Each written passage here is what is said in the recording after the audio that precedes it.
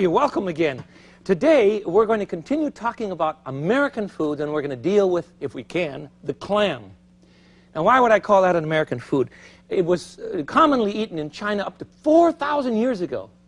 But in the Pacific Northwest, in my country, we've found big piles of clam shells that go back even farther. The Northwest Indian lives on clams long before the white man appeared. And of course, when the white man did appear in 1620 in New England, the Indians gave him clams and corn, and that's what kept him alive. So clams are terribly American in terms of our diet, and terribly American in terms of our affection.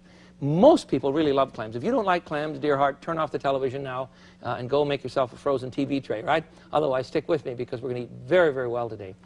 The clam itself is terribly exciting, and the Americans were using clam shells for wampum. The quahog clam had a nice polish in it. It still does.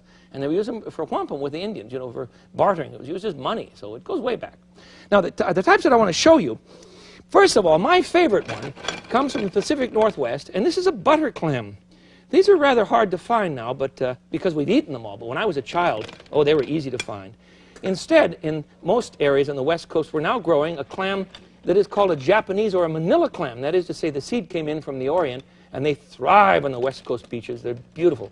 I flew in all of these clams from the West Coast today. I'm not being nasty about the East Coast clams. They're wonderful.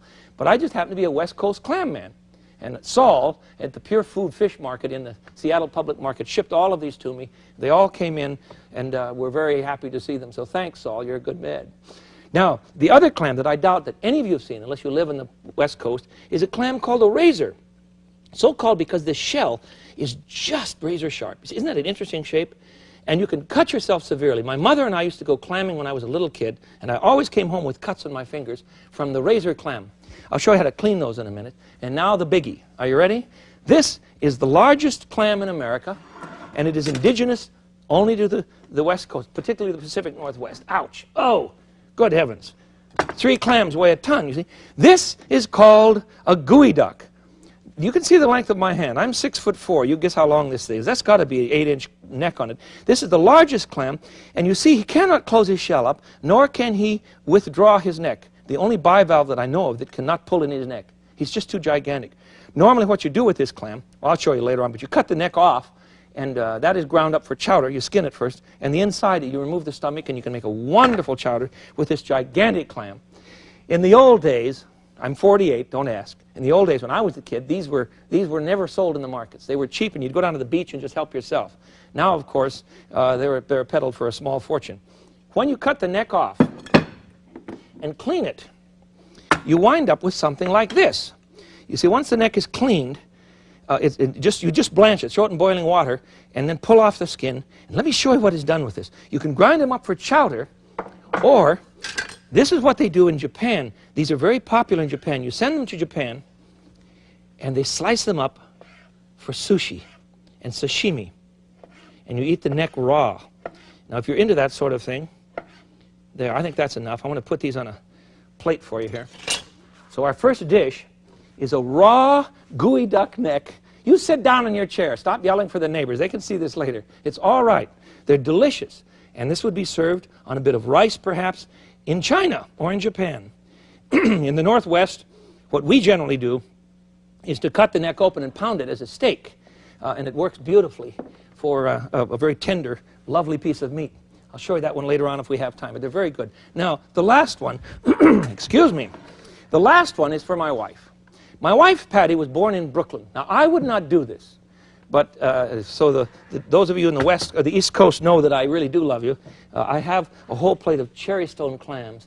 Now, these cherry stones are from the Pacific, from the northeastern portion of the country, New England and all, and they are very, very tender, and you can eat them raw. Now, we would never do such a thing in the Pacific Northwest. I swear that no one eats raw clams. We do eat, these are very beautiful ones too, we do eat oysters raw. That's not unusual, but never a clam raw. I'm sorry, I just don't see anybody do that in the Northwest. It isn't because our clams are too tough, though most of them are. It's because we're just not used to that sort of thing. So, we have raw gooey duck. We'll also cook the duck in chowder. And we have some cherry stone clams from the east. And now let's get started with my method of eating clams, which is the butter clam. And I want to Put him in a pot and simply steam him with some garlic and olive oil. So we'll get the burner going here. There he is. And I want to put some olive oil in the pot, not an awful lot, and a few cloves of garlic. I'm putting in, what am I putting in? All right, 4½ tablespoons. I'm teasing you. Put in enough to make the clams happy. After all, if you're going to cook clams, you should treat them well.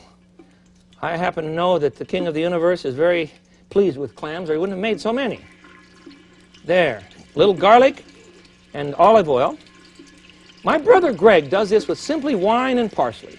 He's a purist, and he'll frown at me when he sees this concoction, but I like garlic in mine, quite a bit of garlic. And then we'll throw in the clams. I'm using my butter clams, you see.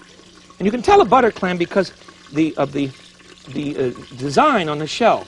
It's spherical. See it? It's spherical and very beautiful. All right, in they go. No water. Isn't that a wonderful sound? And we'll add to that. There we go.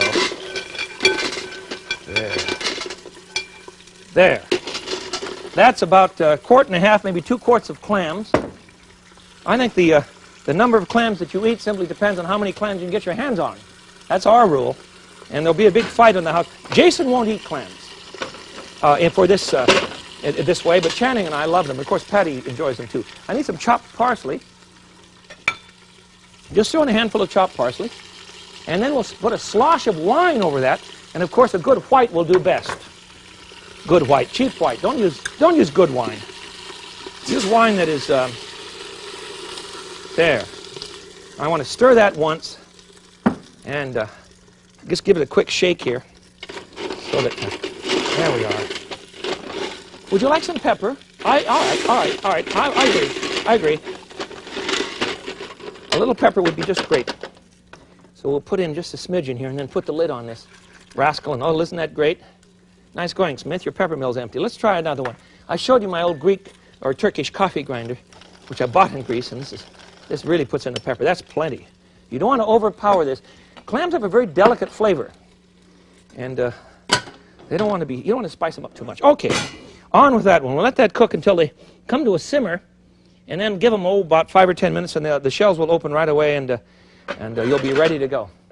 Did you get that? Wine, garlic, olive oil, a little bit of parsley, maybe a shot of pepper. Very light. I have not put any herbs in these. The French would put some thyme in them. The Italians would put some oregano. In the Northwest, we eat them this way. All right. Let's go on to another one. Thirdly, I want to show you how to make a fried razor clam. Now, this clam, here are the basic devices that you need if you're going to be a serious shell fish eater. This is a clam knife. This one with a guard on it is an oyster knife. You see that, so that you don't hurt yourself on the shell. The clam knife, however, is a little bit longer because you need to grab the clam, and once you get the knife inside, you see, you need to cut off the meat from both sides, so that and then you do it on the bottom. See, on the top first, then on the bottom, so when you open them up, the meat is free of the shell. And this works great if you know what you're doing. I'm not even close. A good clam shucker can have these out, and the shell will be absolutely clean inside, you see? Now, that's how you're going to do it with a little clam. When you use a big clam, such as this razor clam, well, of course, it's very, very simple to simply cut the meat from the shell. Now, I must tell you that the reason that these clams look so tired is because they've been frozen. Nothing else on the counter today is frozen, but this clam has been. This razor clam is very, very rare now in the Northwest due to an enormous parasite that has hit the West Coast beaches, and it breaks everybody's heart. It's not, we have over-clammed, I know, we have dug too many, but this particular clam is in trouble not because of our over-clamming, but because of a parasite, and they began to die out, and we thought it was the end of them. Wouldn't it be awful to tell your grandchildren about something that you loved as a child and say, I'm sorry, but we don't see it anymore in the world? That's happening with a lot of foods, and this clam is going to be one of those, but the parasite has pooped out somehow, and the clams are coming back, so I have just a few to show you. I have some that I've already cleaned, and I'm going to simply put them in flour and egg wash. This is what my mother used to do when I was a kid. Oh, those were good times. We still cook together. I'll do something that you've always wanted to do on television, right? Joseph, ever get on? Hi, Mom. She's the one who taught me to enjoy clams. My younger sister, Judy, hated clams. And I used to tease her. I'd make clam pancakes. You ever done that? Clam pancakes. Don't need the flour now. clam pancakes, and then I'd put them on the table and tell her they were regular pancakes, and she'd love them. And then later on, I'd tease her. I was terrible when I was a little kid. And I'd tell her they were really clam pancakes. She'd tell me she didn't like them. Of course she liked them. Just take a can of clams and throw them into your pancake batter. Fry them up. Very good. All right, flour. Let's do one more here of these beautiful razor clams. This is a great treat in the Pacific Northwest. You find a plate of these on a menu in a restaurant, and you know it's better to just simply buy the restaurant. It's cheaper, much cheaper. These are just so expensive. All right, let me get my hands cleaned off here, and we'll put some butter in the pan. I'm going to fry these in butter, egg, and flour, and a tiny bit of seasoning. A little bit of salt and pepper will be plenty. We may need to add some olive oil to the pan too, because I don't want to burn the butter. Do you remember that when you use butter, one, you're eating a lot of cholesterol. You want to try and cut down on that, but the flavor of butter cannot be equaled by any kind of phony margarine, so just forget about it. But you can raise the temperature of the butter in terms of its ability to take heat by adding a little bit of peanut oil or olive oil. You've heard me talk about that before. All right, the clams go into the pan. We certainly don't want to cook these very long. They'll be very tender if we just don't overdo. Sit down there, you. Come on, friend. Okay, you get your way. Enough with the razor clams. And then I'll show you how to fry the small butter clam or manila clam. Oh, I want to put some salt and pepper in that too. There we are. Stuff's all over my hands. It's great fun to... Oh, that's great. They're smelling so good. I put just a tiny bit of salt on these. And, of course, a bit... No, I don't use a salt shaker. I never have. It confuses me because I'm never quite sure what I have in my hands, and I don't want to bother... There. I don't want to bother measuring, so I just measure with my fingers. You can't do that in a shaker. You can't tell what's in there. Okay, enough of that one. We'll turn those in just a moment. In the meantime, let's go on to the regular butter clam, or you can use a manila clam, the Japanese clam, and we're going to bread those in cracker crumbs. You can use these old Vermont crackers are wonderful, but I don't know if you're going to find them anywhere in the country except Vermont. They're from the old Vermont baking. What does he call himself? Excuse me, let me look. The Vermont something. Here, it's the Vermont store, the old Vermont store. And the place has been there for years and years and years. The Vermont Country Store. Delicious crackers, but they don't have quite so much salt. However, today I'm going to use a batch of regular cracker meal that you can find in your supermarket.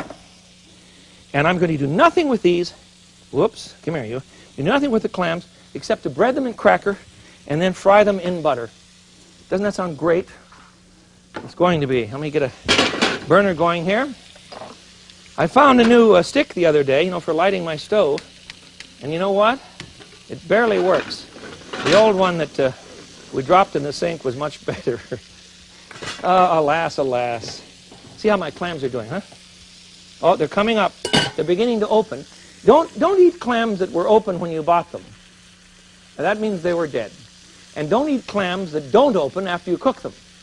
That means that they were sick or they were full of mud. You see? So I hope you understand. Let me turn my razor clams, frying and simply in an egg wash. And an egg wash means 2 eggs and several tablespoons of water. There we go. Oh, those will be done in just a second. Smith, don't overdo the egg clams. I mean the fried clams. That's terrible. All right. Now, in our other pan, I'm going to bread. Where did I put my clams? Here we are. I'm going to bread some of these beautiful little butter clams. They're very small, you see. Butter clams, or, of course, you can use the manila clam. I think these are manilas. We'll just lightly bread them with cracker crumb. That should be enough. And then we're going to fry them. Excuse me. Losing my towel here. I need that. You see I'm not wiping my hands on my apron? Would you stop writing those letters? Actually, I do love your letters. You know that. But the letter about the don't wipe your hands on your apron really cracks me up, and I'm still getting them. I've told you several times I can't stop because that's the way I cook. All right. These will melt down. Again, I'm going to put a tiny bit of olive oil or peanut oil in the butter to keep it from burning. See, olive oil burns at a much higher temperature. As a matter of fact, it has to get very hot, so you really don't have to worry about it.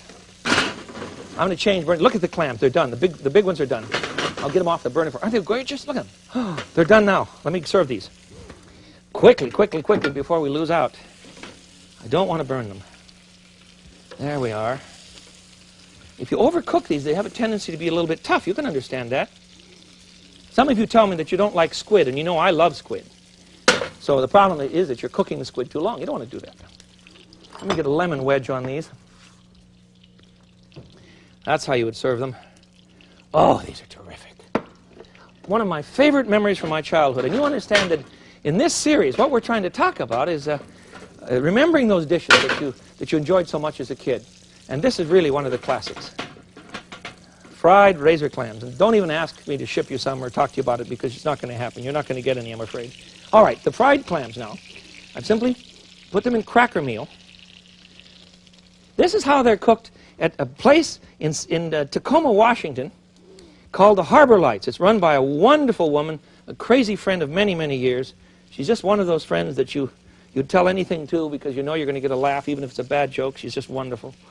And she's a fine cook and runs a place called Harbor Lights. And I called Lemoyne this morning. And I said, Lemoyne, please, I'm in Chicago.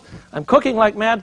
Give me the secret to your fried clams. And she laughed and she said, nothing but cracker meal and butter. I go in there and have these for lunch with a glass of wine on the side. There we go. I'll turn those in just a minute. Just let them barely brown. We don't want to overdo this.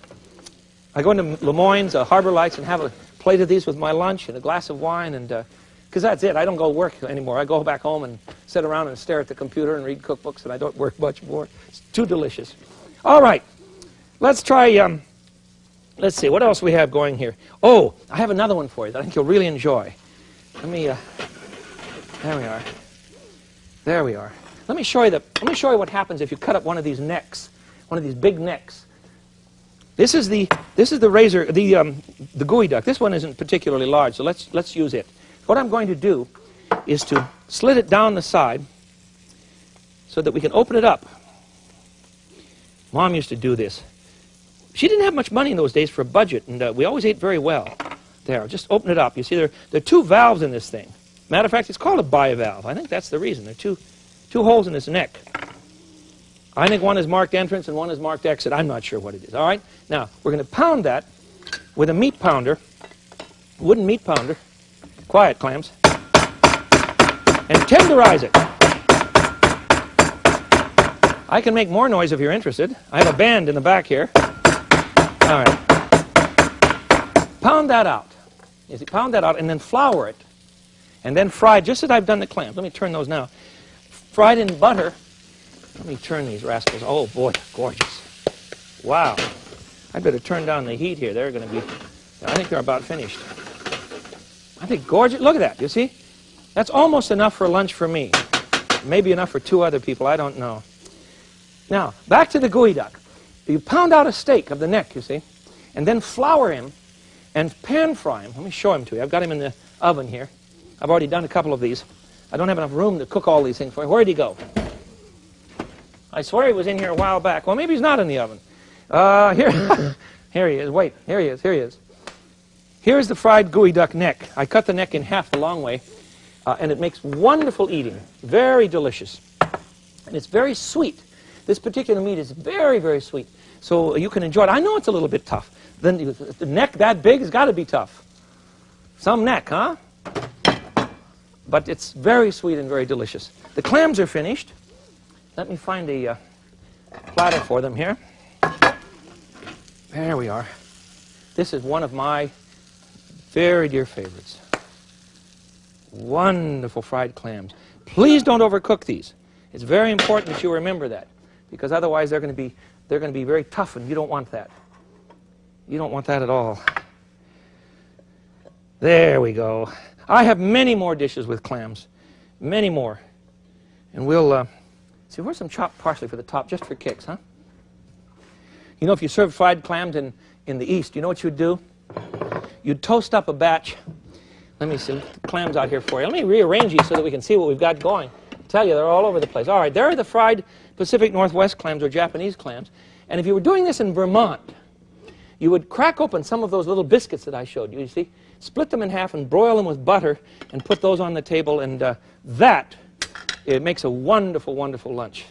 Move some clams, and you know, the big problem here are these gooey ducks are not paying their rent. They're taking up the whole counter. Let me get them out of the way. All right, now then, let me show you what else I have in the oven. Here's a quick trick for you for making another dish that's common in the East. Remember I told you, come on, potholders, here it is, told you that the Indians kept us alive us meaning the bad guys, the outsiders. I know the Indian tribe has got to be sorry now. All tribes are sorry. They were nomads and they were good to us. They gave everything they could, and we continued to take advantage of them. One of the things that we got from them, of course, was corn and clam. And if you want to make a soup that'll knock them dead, put a couple cans of cream of corn in a bowl, or in a pot, rather. And to that, you want to add a bit of cream or milk. And then you want to add a handful of chopped clams. There. Oh, all right. Add some cayenne or some Tabasco if you insist. As a matter of fact, I think I would like to do that myself. It's very good. Okay. I don't see my Tabasco. Well, that's all right. Put some Tabasco or cayenne in this if you care, or just black pepper would be wonderful. Let that cook for just a minute because those clams are cut up, you see, and you don't want them to be tough. There. I think that's enough. Little pepper. I've already tasted the soup for salt because it's the canned product already has salt in it. If you want to use frozen corn, that's fine with me. I think you'd enjoy that even more. Let's put that on the counter. So we now have a clam and corn chowder, which is very simple and terribly, terribly American. Terribly American in the sense that it's two basic products from the very beginning of our culture. There we go. All right, now one more is coming up here. If you fry grated potatoes and onions with a few clams, you're going to come up with, well, dare I call it a clam latke? Hardly orthodox, I know. Jews don't eat shellfish because of an ancient rule. Where did they go? Oh, they're back here. I've got so many things in so many spots today. My dad used to make this for me when I was a kid. Clam pancakes, which were really simply corn. Stop that. Scratch, all right? It was potato, grated potato, and onion, along with a little egg, salt and pepper. Got that? And then, of course, some clams. And you fried those in a little oil. Wonderful eating, just wonderful. Let's see what else I have in the oven, all right? I'm waiting to see, too. I don't know what's left in here. It's beginning to surprise me. Oh, of course, we're talking about Boston chowder. This was from Turner's. Can I find a spot here? Yes. This is from Turner's, wonderful eating house in Boston. Good old clam chowder. You just can't beat chowder. There it is. And this is New England style, you see. No tomato. Oh, there's a long thread of pain if you put tomatoes in clams in New England. They'll kill you, I swear. They just won't let you live through it. All right, one more coming up. They're ready. Let's get the clams out. Here we go. This is simply too much. Let me find a Big Dipper here. Where is my Big Dipper? Here it is. I want to save the nectar. That's what you kill for. Not for the clams themselves, but for the nectar. There it is. And we'll dish these up and listen to them come screaming. At least everyone will come screaming but Jason. Patty will come screaming. Channing will come screaming. I will come screaming. But Jason will not do well on clams. But when he was a child, he went down to Les Moines with me to the Harbor Lights, and he ate clams just like this very dish. And then he insisted on taking all the shells home. All of these shells. And I said, Jason, why do you want all the shells? He was about 4, maybe 3, about 3. What do you want all the shells for? And he said, Dad, they're for my clamshell collection. Well, all right, I thought that was kind of cute, you see. So he kept them. A month and a half later, the basement where his room is smelled. Oh, it was awful. He saved all of the clamshells in a bucket in his closet. We're still airing out those clothes. But he has a clamshell collection. Finally, one more quickie for you. I'm going to put a bit of, I'll find a burner here. I'm going to put a bit of cream and olive oil and garlic in a pan and heat it up and then put in a few clams. And we're going to make a clam cream sauce, which will go over pasta. This dish is very, very simple, and it's very dramatic. I'll show you right now. Heat up the pasta here, and it's the kind of thing that brings them to their knees. While that's cooking, one more. I don't have time for the recipe for this one, but this is another Northwest favorite. These are stuffed clams. And something like this is served at a joint called Ivor's Acres of Clams. And Ivor's an old friend of mine. The old boy died a few months ago, and I really lament his death. He was a wonderful fellow, and he had a restaurant called Acres of Clams. It's still there. And his staff are so devoted to him that they're still selling clams like mad. And this is one of the really wonderful things in the menu called stuffed clams. I'll give you the recipe one of these days. Please, if you find that you're watching the show and the recipes aren't in the cookbook, please don't be frustrated with me, because eventually I'll get those recipes to you in a cookbook, you see, but I can only cook so fast and only write so fast.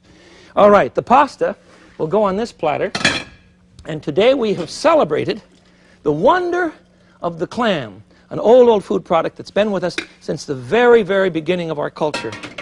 Get in there, you. Sit down. Okay. And we'll put some clam sauce on this, a white clam, you see. A little garnish certainly wouldn't hurt. A bit of parsley, and you're set. I have prepared for you today old American food, perhaps with a new twist in the front. That doesn't matter.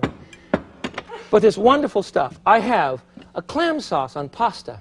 I have cherry stone clams for Patty, and clams and wine for Jeff and the rest of the crowd, and fried gooey duck necks, and fried clams, and stuffed clams, and biscuits, and clam chowder, all from the good old clam. Till I see you again, eat well. This is the Frugal Gourmet. I bid you peace. Bye-bye.